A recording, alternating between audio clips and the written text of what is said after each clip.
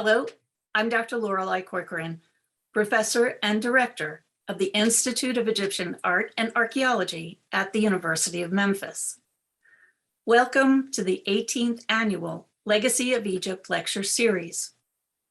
This series celebrates the cultural contributions and continuity of ancient Egypt in antiquity and up to the present day. It's my honor to introduce our speaker, Dr. Heba Abdeslam, visiting scholar at Middle Tennessee State University. Dr. Abdeslam received her BA in archaeology at Cairo University, her MA in anthropology at the University of Central Florida, and her PhD in public history at Middle Tennessee State University. She has been a visiting scholar at Heidelberg University and an intern at the British Museum and at the Heidelberg Center for Cultural Heritage, and has held positions as cultural heritage and outreach consultant with the American School of Oriental Research and as U.S. Programs Advisor for the American Research Center in Egypt. In this presentation, Preserving Cultural Heritage Through Community Outreach Programs, she will share with us her sustainable strategy for protecting cultural heritage through the highly innovative outreach programs she developed for the community around the Malawi Museum in Minya, Egypt. Through interactive programs such as living history storytelling and the revival of crafts with ancient antecedents, Dr. Abdeslam successfully engaged community members as stakeholders in their heritage by building a sense of identity with that heritage and the monuments themselves, making her project in Egypt an effective global model for long-term cultural and historic preservation. Please enjoy this presentation by Dr. Heba Abdeslam.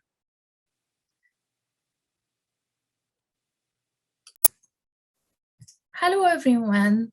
Thank you very much for inviting me to share my perspective about cultural heritage preservation in Egypt. I am delighted to be with you today.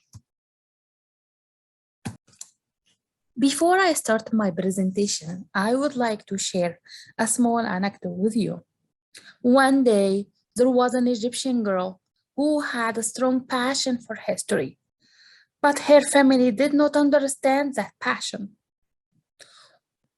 No one ever took her to visit a museum or heritage site. One day, she asked her grandmother if she can take her to see a museum, but her grandmother's answer was, "No, we are not going to visit a museum. This place is not for us. It's only for tourists." The girl wasn't satisfied with this answer, and she kept asking about going to the museum. But the grandmother told her, "Listen, if we went to the museum, the curse of Pharaoh will come after us." The girl did not heed up this warning and decided to ask her teacher instead. But the teacher's answer was also no. We are not able to go to the museum. It's impossible. But the good news is we are going to visit an aquarium next week. The girl wasn't satisfied with this answer as well, because she was insistent in exploring her history.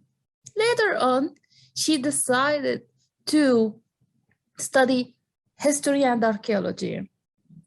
While that, she was required to visit archaeological sites and write a report about it. She realized that many people do not understand the value of these heritage sites. Unfortunately, she found much destruction and neglect. She also found that people left their trash in Islamic tombs and historical houses. She wondered why people treated their monuments this way. Why did these people appear to see no connection between themselves and their heritage.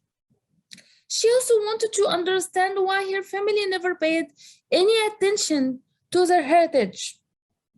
After completing her university course, she continued to contemplate how to connect people with their heritage.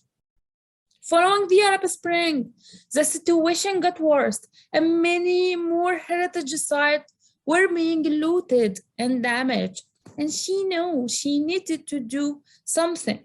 That student is me. Today, I would like to share with you my idea concerning how to best approach this problem so that we can preserve and protect Egyptian cultural heritage for generations to come.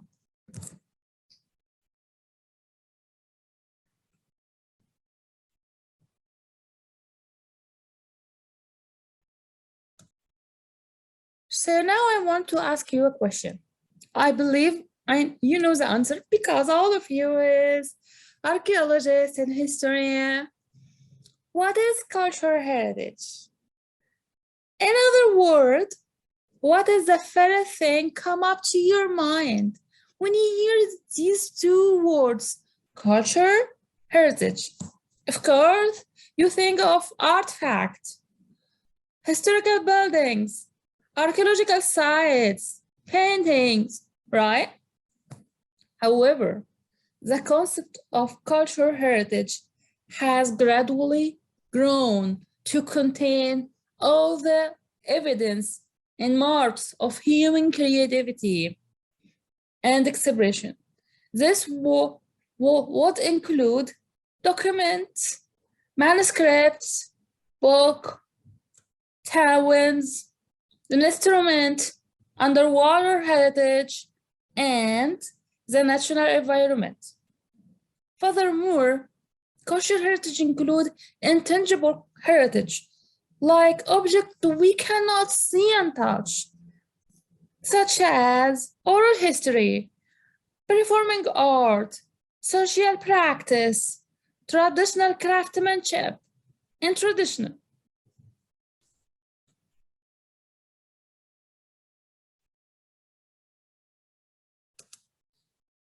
So now, what type of destruction and threats cultural heritage in Egypt faced? There is many types of destruction, but it will take me like 5 days to talk about the type of threat and destruction that cultural heritage in Egypt face. So let's just focus on specific type of this threats or the types that related to our presentation today. Of course, there is different types such as looting artifacts from museums or historical sites, illegal excavation, vandalism. I know someone will come to me and ask, what is vandalism? So vandalism is when somebody writes their names on date on a historical site, wall. And please look at this. This is a Beni Hassan. See this? We call this vandalism. Is when somebody writes their name on a wall or in a tomb, whatever. So we call this vandalism. Another thing is land grabbing. I know, I see someone who asking me, what is land grabbing? Land grabbing is when someone or a group of people steal a land that belongs to the Ministry of Antiquities and start build a building above it or use it for farming. So this is what land grabbing means. So now let's move on. Why it's important to protect cultural heritage? There are many reasons for protecting cultural heritage. The first one is it's a source of income, particularly through tourism. But the other important fact is cultural heritage is a great source for education, because from these sites, people can learn about their history. It also provides a community with sense of unity, belonging, and identity.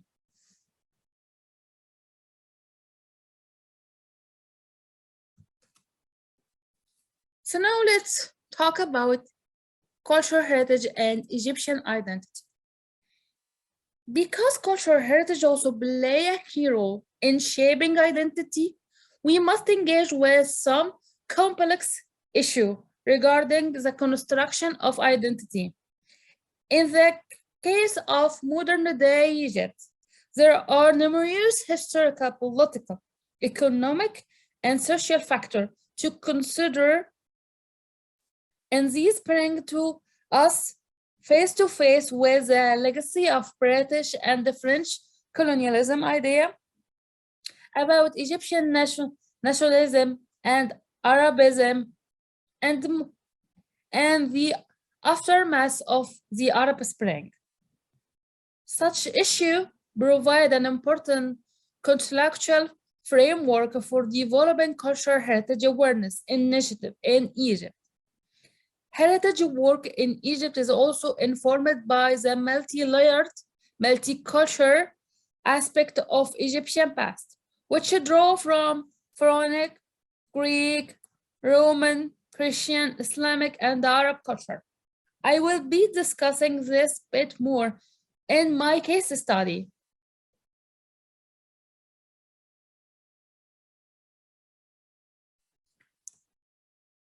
So now the question is, if cultural heritage is really important, so how, as an archaeologist and historian, how we can together protect cultural heritage, what we can do? So the best thing to protect cultural heritage is education and community outreach program is the best solution for that. And I will explain this further. So now let's talk about cultural heritage interpretation.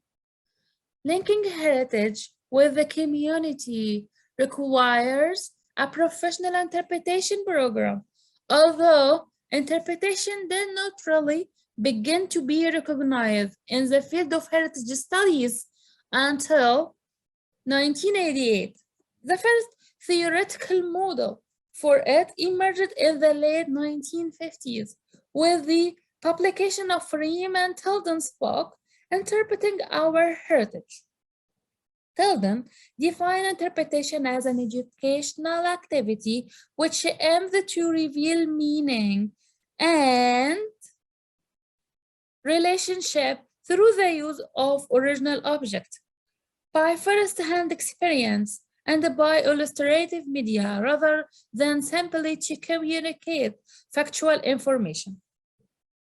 According to Tilden, one of the chief objectives of interpretation is to increase the audience's sense of heritage by building a strong heritage identity. This is have the goal of helping the community to understand the value of their heritage, which in turn will lead them to protect it. And the community engagement is one of the best tools to link people with their heritage. Many archaeological missions in Egypt have recognized the positive effect of involving the community in their archaeological mission, such as the Public History Project in Qusair and Tel Tema.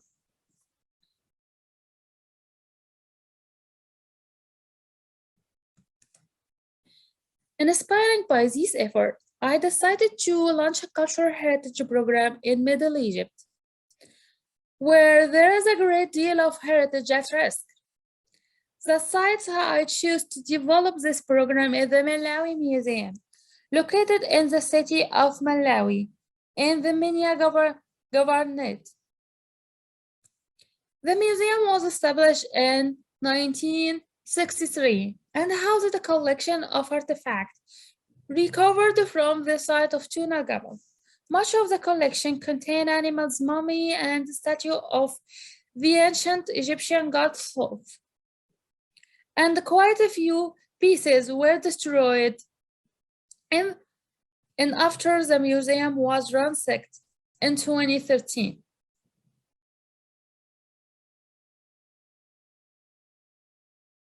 So I want you please to look at these images. This image in the right is before the looting, and here is after the looting. So what happened? People broke into the museum to steal and destroy its objects. Approximately 1,050 objects covering 3,500 years of history were looted and damaged. The looters stole artifacts, burned the mummies, and broke the sculpture that were too heavy to be taken. However, thanks to the efforts of the police, half of the antiquities have been found. Unfortunately, this tragedy happened because many of the people who live around these historical sites believe that monuments and artifacts are for foreign tourists and are just a source of income, and they do not care about the cultural value of them.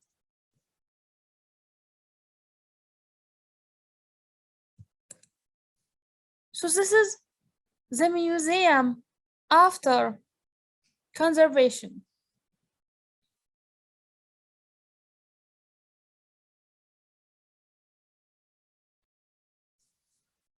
Three years later, in August of 2016, the museum reopened to the public.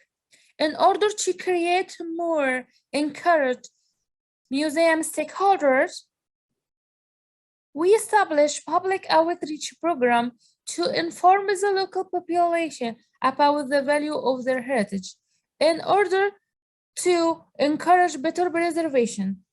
Our target for this project was students between 11 and 13 years of age, along with their families and teachers. Almost each school with a total of 200 children participated in this project. The project took approximately 2 weeks, starting from the middle of November and running until December.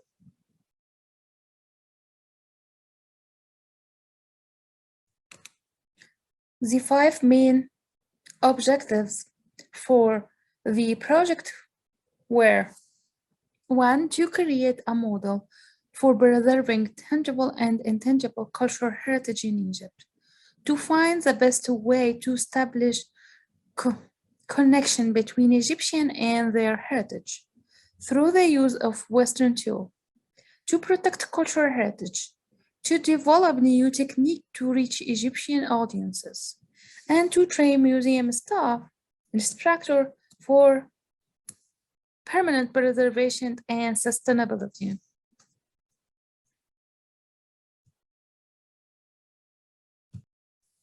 Project methodology: combining tangible and intangible cultural heritage, organizing field trip to the archaeological sites of Beni, Hassan, and Tuna Jebel, visiting modern-day pottery and textile workplaces, intangible cultural heritage workshops in the museum.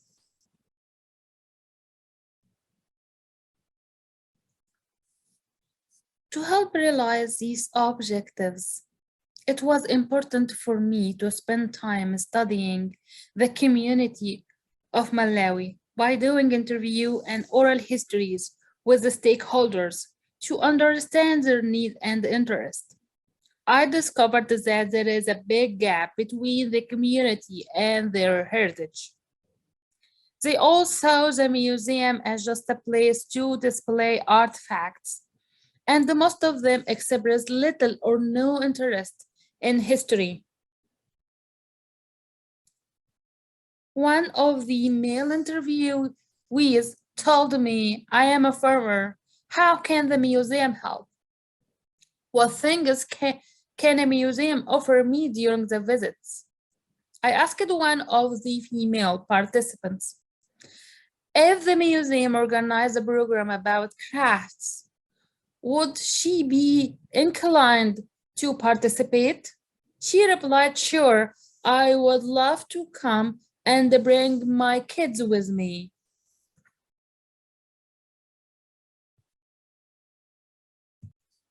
My project made use of the local archaeological sites of Beni Hassan, a rock cut Nerkopolis from the Pharaonic Middle Kingdom, and Tuna El Jabal, a cemetery from the Greco-Roman period.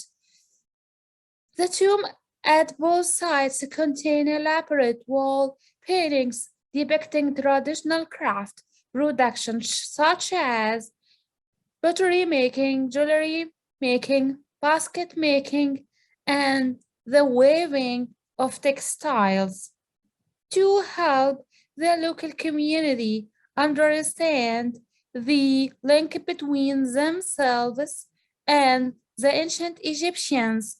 I took students on a field trip to these two sites to view the craft production scenes and then brought them back to the museum to participate in ancient craft making workshops. The program drew attention to the multicultural nature and rich history of the region by showing the participants these archaeological sites which come from different time periods. It also allows us to develop the theme of continuity and change in ancient Egyptian society by using the tomb architecture, artwork, and inscriptions.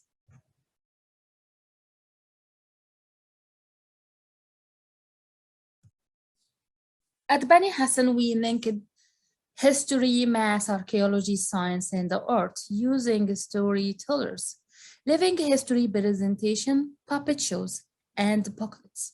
First, students got a general introduction to the sites through puppet shows, and my team took them up to the tombs.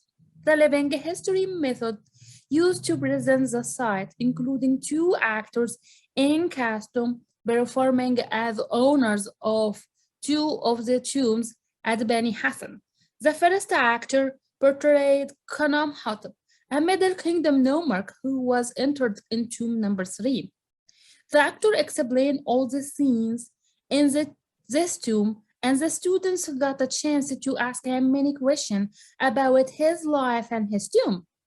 The second actor portrayed another Middle Kingdom nomarch, Nimhat, who was buried in tomb number 2 at Beni Hassan.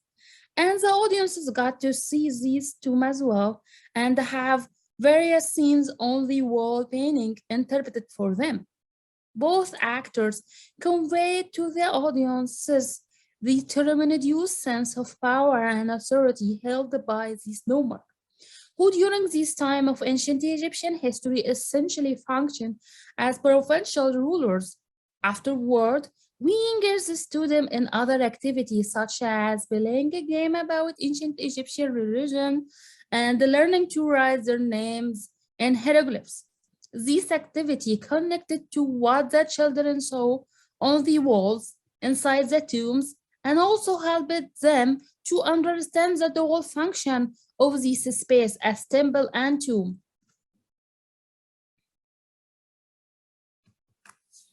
Attunal Gabal storytelling was initially used to inform the student about the history of the cemetery. The students got to visit two of its best-known monuments, the tomb of Butosiris and the tomb of Isadora. Butosiris was an Egyptian high priest of Thoth during the time Egypt was transitioning into rule by the Greek. Using an actor to portray Putuziris, the children learned that, in spite of the rule by foreigners, many Egyptian institutions, notably the Egyptian priesthood, remain in place and yield a great deal of power. The children will also encourage to see the architecture connection between Putuziris tomb and the tomb they saw at Beni Hassan, since all of them functions as temple tomb. The tomb contained burial chamber cut into the rock below ground, and the burial portico contained scenes of craft production and daily life, such as jewelry making, metal work making, woodwork making, and farming. These scenes, which are very much like the scenes that the participants saw inside the tomb at Beni Hassan, help to illustrate some of the continuities in Egypt funerary art across time period. The tomb of Isadora, by contrast, enables the children to see the invasion of Greek culture during the Greco-Roman period. Another actor portrayed Isadora helped to conceptualize what participants were viewing inside the tomb, which was very different architecturally and artistically than Putuziris tomb or the tomb at Beni Hassan. The actor also explained the tomb to alphabet written in Greek, which combined Greek and Egyptian methodological narrative. The student interaction with the story was very positive, and they were curious to know more about the characters. Even the teachers were very interested, and in assessment survey distributed at the end of the project, they noted that they found the living history to be a very effective tool for learning about the past. Also, I took the students to pottery and textile workplace to show them modern Egyptian methods of crafts. This second part of the project was organized an intensive program in the Malawi Museum centered on intangible cultural heritage workshops on traditional and ancient Egyptian craft making. The children learned how to create pottery, textile, jewelry, and baskets. The workshop, which lasted 10 days, stressed the importance of the craft to ancient Egyptian society and economy, and provided them with a historical framework within which to understand craft production. Additional topics were covered using storytellers and living history, and included women and food in ancient Egypt, as well as techniques and methods of modern archaeological excavation in Egypt. At the beginning of this project, many schools were concerned about collaborating with me, although after 5 days, quite a few schools had joined our project. Even more interested to note is the large number of students, about 50 students, who watched the Living History program from outside the museum gate and asked to enter the museum to see what my team was doing. We let them come in and learn about the museum and our activities. After the workshop ended, an exhibit took place to showcase the students' work, and many people came, including the director of the museum sector, the director of community engagement from the Ministry of Antiquities, and the government of Minya. In order to evaluate the effectiveness of this project, I distributed a survey asking teacher and adult family members their opinion of the project. As you see here, this is some of the question, and this is the answer. One of the answer was, thank you very much for your great project and your effort. I am 58 years old. I live about 10 meters from the museum. I never thought to visit it before this program. I got to learn about skills and I had never participated in anything like that before. I will bring my grandchildren. I also wonder if this project will continue to better preservation and interpretation of our heritage. Another comment was from a girl. She told me, I find myself in your project and I learned many skills. For the sustainability of this project, I brought in items such as pottery wheel and loom, so the museum can continue to offer workshops, which they are now doing on a weekly basis. I have also trained the museum educator in the most effective use of puppetry and storytelling. Moreover, the technique I have employed for this project are now being used in other museums in Egypt. To conclude, I believe this program was highly effective in helping the stakeholder in Malawi to understand the role of the museum in the community. Now, the community in Malawi believes that the museum is not only a location for displaying objects, but also it is a place for learning and inspiration. And currently, people are linked to Malawi Museum and visiting it regularly. In addition, understanding stakeholder and developing an effective interpretive program for individuals in their unique situation is important. This has well led to investment in cultural heritage by local people. The large impact of this program and of my project as a whole is that we are creating sustainable strategy for preserving and protecting cultural heritage in Egypt. Moreover, this strategy serves as an important model that can be applied to other parts of the Middle East. By the end, I would like to thank the University of Memphis and my team as well, and the director of the Malawi Museum and the education staff. Thank you very much.